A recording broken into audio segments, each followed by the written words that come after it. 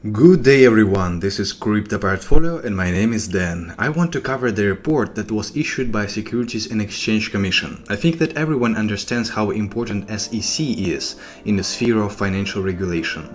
Even if you live in Cambodia, if you offer your tokens to US investors, you are under SEC jurisdiction. So I hope this topic will be useful and interesting for someone who lives and works outside of United States. Believe me, you do not want SEC to get interested in your persona, because the hands of SEC can reach you almost anywhere in the world. Extradition nowadays is a very popular procedure. Also, US regulators can go after people who issue tokens and who buy them. Someone can say that it is unjust, but it is simply current reality. And if you cannot change that, we simply have to protect ourselves against legal risks that can arise after either issuing tokens or trading them. It was only a question of time when cryptocurrency market gets clear regulation. This time is very near. Until then, let's see what SEC thinks about DAO token sale and how this information can be applied to other token sales. SEC published a report on DAO where it recognized DAO tokens as unregistered securities. What consequences does it have on ICOs? Let's first of all see what kind of players on cryptocurrency market should be interested in SEC report.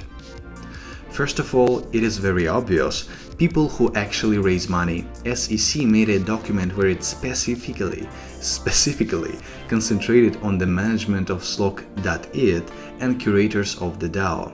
So ICO founders have to redocument and get their ICO compliant with US laws. Then we have investors. Can you answer the following question? If you invested into ICO which was deemed to be breaking the securities laws, would you be also liable? If you answered no, think again. If you enable exchange of unregistered securities, you are breaking the laws. I do not think that SEC will go after small investors, but who knows? US investors are at biggest risk here, as I understand. Anything can happen. In order to avoid problems, do your research on cryptocurrencies before investing. Traders will also suffer. The same thing about enabling exchange of unregistered securities applies to traders. Here I also can recommend doing your research before trading possible unregistered securities. What about business? The main target here is exchanges. They will suffer the most if they enable or assist in exchange of unregistered securities. I will cover exchanges on other slide. At this point, you have growing question in your head. How does SEC determine which token is in fact a security? First of all, there must be a capital raising entity, the organization that collects money from people to do something. All ICOs apply to this category. Next thing is the presence of investors who send money. By the way, the interesting thing was that SEC referred to ethers as money in the document. Then we have reasonable expectation of profit. If investor sends funds with the expectation of future profit, it is another point for regulators to deem the ICO to be the sale of unregistered securities. What does profit include here? Dividends, other periodic payments, or increased value of investment. Finally, if there is managerial efforts of others, it is another point for SEC to be interested in particular coin offering. What was the reason for SEC to publish the document? Many analysts agree that SEC document's purpose was to warn new initial coin offerings, digital assets exchanges, investors and traders. That's pretty much it, because there will be no action, no legal action against Slock.it and other parties that participated in token sale of DAO. What else do we find in this document? DAO was confirmed to be a security thanks to Howey test. But how did SEC find that DAO was in fact security? First of all, there was a capital raising entity, virtual organization that used blockchain technology that was decentralized autonomous organization. Secondly, there were unaccredited investors who sent ethers, which referred as money in SEC document, to this organization. What is the next important component? There was a reasonable expectation of profit from the DAO. This organization aimed at investing into other projects with the interest of receiving returns on investment. And then it would redistribute profits to the DAO token holders. Finally, profit would come from the managerial efforts of others. In this case, we are talking about Slog team and curators of the DAO. Basically, this is how SEC recognized DAO as a security. SEC also mentioned exchanges. Digital assets exchanges that list unregistered securities will be punished according to US laws. If you run an exchange, be sure to delist all the tokens which look like unregistered securities. By the way, this is why TAAS, the crypto fund that collected money during ICO and does payouts regularly to investors, isn't listed on any American exchange.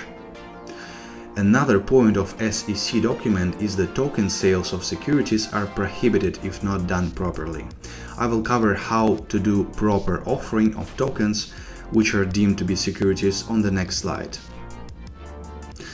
If you are located in Spain and offer securities to US investors, you are under SEC jurisdiction. Another country won't save you if you offered your securities to American investors, so take care. Enabling trading of unregistered securities can lead to SEC action. Investors, traders, and exchanges affected. What does enabling means? Transferring, exchanging, trading, doing anything with that token. Finally, the main consequences for interested parties depend on whether they comply with SEC regulations or not. Legal action against projects is a very long process. Also, trial can take place after years, after the conduct at issue. Yes, be careful, guys. Legal consultants on blockchain predict that soon SEC will take action against many ICOs. They expect that in the near future we will hear about such legal cases. Digital assets exchanges that list securities have to register as national securities exchanges in US. I do not know what the process of registering is, but I do not think that big exchanges are willing to become a national securities exchange. As I understand, if the exchange continues to list only usability tokens, everything will be okay. Is Poloniex safe? If it doesn't list anything related to dividends paying tokens, yes. Token sales of securities now have to be either registered or must be offered only to accredited investors who have more than $1 million in net worth. Blockchain lawyers estimate that projects need from $1 to $5 million to register as a security in the United States. It is very expensive.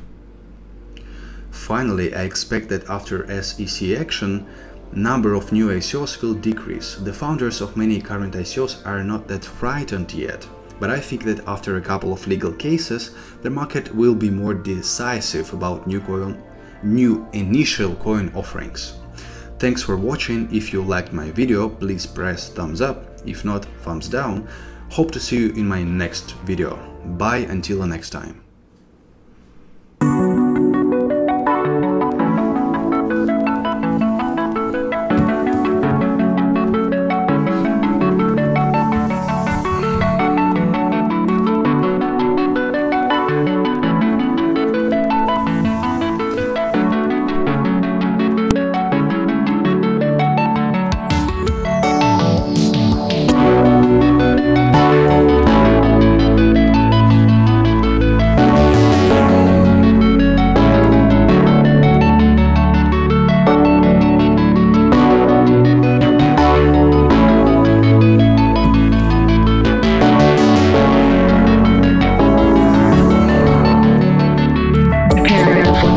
Transfer.